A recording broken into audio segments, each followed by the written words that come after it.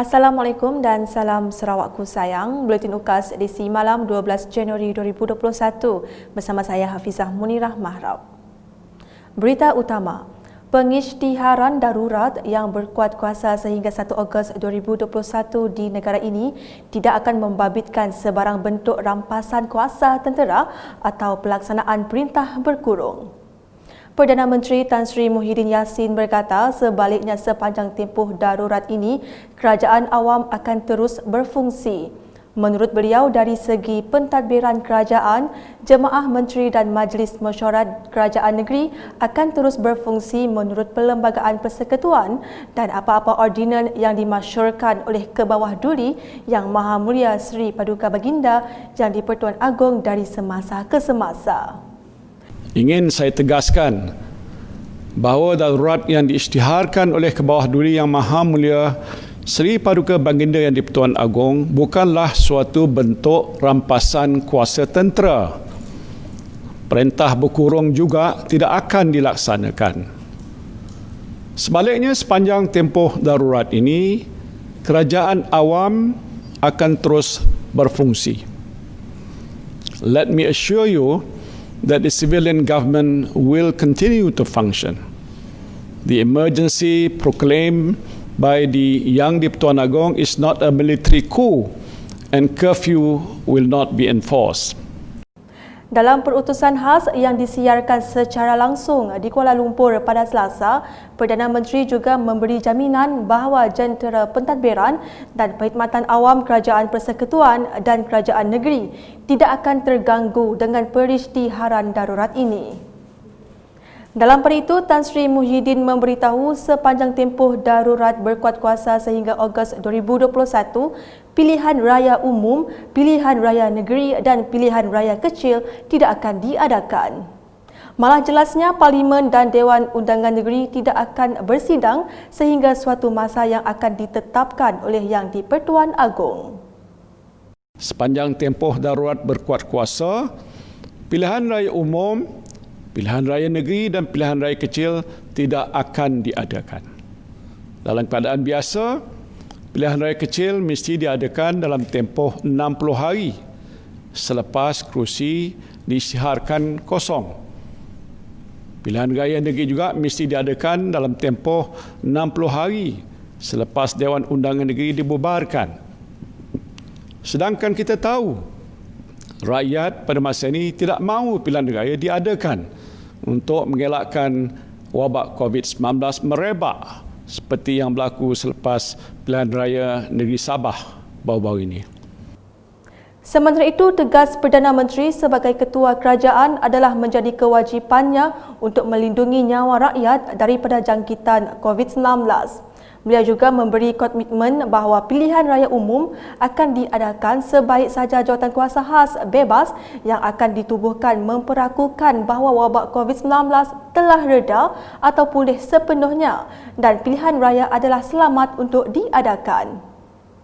Pada masa itu terpulanglah kepada rakyat untuk memilih kerajaan mana yang layak untuk mentadbir negara ini dan menjaga kebajikan saudara dan saudari sekalian. Inilah komitmen dan aku janji saya yang akan saya tunaikan insya-Allah.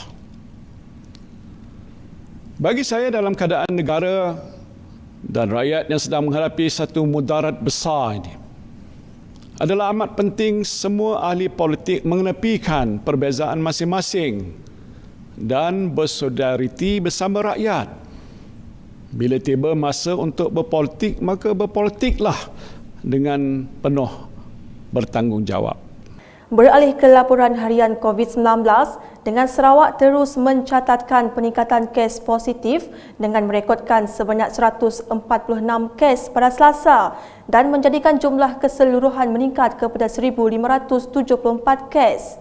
Jawatankuasa Pengurusan Bencana Negeri JPBN Sarawak dalam satu kenyataan media memberitahu daripada jumlah itu 92 kes dicatatkan di Sibu, 20 kes Sebauh, 12 kes di Kanawit, 11 kes di Miri, Beluru dan Kuching masing-masing merekodkan 3 kes, Dalat pula 2 kes, manakala Saratok, Bintulu dan Limbang masing-masing 1 kes. Dalam pada itu, terdapat satu kluster baharu di Kesan iaitu kluster Bukit Sekubung Sebauh di bahagian Bintulu. Indeks kes kepada kluster ini ialah kes 1258 yang dikesan melalui saringan individu bergejala pada 8 Januari 2021 setelah mendapatkan rawatan di Klinik Kesihatan Sebauh Bintulu. Sehingga jam 12 tengah hari pada Selasa, seramai 32 orang telah disaring iaitu 21 kes dikesan positif COVID-19 termasuk kes indeks, 3 individu negatif dan 8 individu yang masih menunggu keputusan. Dalam hal itu, JPBN Sarawak juga memutuskan garis panduan SOP Perintah Kawalan Pergerakan Bersyarat PKPB bagi daerah Kuching, Sibu dan Miri telah dikeluarkan oleh Majlis Keselamatan Negara MKN Sarawak di dalam portal rasmi MKN seperti tertera. SOP ini berkuat kuasa di daerah Kuching, Sibu dan Miri pada tengah malam hari ini jam 12.01 pagi sehingga 26 Januari 2021 jam 11.59 malam. JPBN Sarawak juga telah mengeluarkan garis panduan bagi perayaan Tahun Baharu Cina dengan sambutan hanya dibenarkan pada hari pertama sahaja. Kebenaran itu dengan kapasiti kehadiran seramai 20 orang pada satu-satu masa dan dihadkan untuk ahli keluarga terdekat sahaja. Laporan seterusnya, program-program di Pusat Kecemerlangan Teknikal Sarawak Sentex menawarkan peluang untuk memperkasakan ilmu dan kemahiran. Menteri Muda Hal Ehwal Korporat dan Unit Komunikasi Awam Sarawak UKAS, Abdullah Saidul berkata, Sentex banyak menawarkan program-program yang relevan khususnya kepada warga di luar bandar. Justru ujar beliau, ia dapat memberi peluang dan membantu individu membina semula kemahiran dan meningkatkan kemahiran, terutamanya bagi individu yang kehilangan kerja berikutan pandemik COVID-19. These are giving opportunity to warga dia yang musim COVID tu, since last year, sepanjang 2020, kita melihat ramai anak negeri pulang ke halaman masing-masing negeri kita tu dalam keadaan mereka kehilangan kerja dan ada juga being left out. There are quite highly skilled people. Elsewhere they lose their job. And then I think this is the opportunity for them mendapat dalam keadaan ini, they took the opportunity. Walaupun they got their CJ and diploma and degree probably, and we are not looking for fresh student alone. We are looking for even experienced people who can add on to their skills and probably to our needs. Beliau berkata demikian semasa berucap melakukan lawatan kerja ke Sentex di Kuching pada Isnin. Dalam hal itu, beliau menjelaskan penyebaran mengenai program-program yang ditawarkan di Sentex perlu diperluaskan supaya orang ramai mengetahuinya sekaligus dapat menyumbang kepada pembangunan negeri. Sekian edisi malam bersama saya Hafizah Munirah dan kru penerbitan.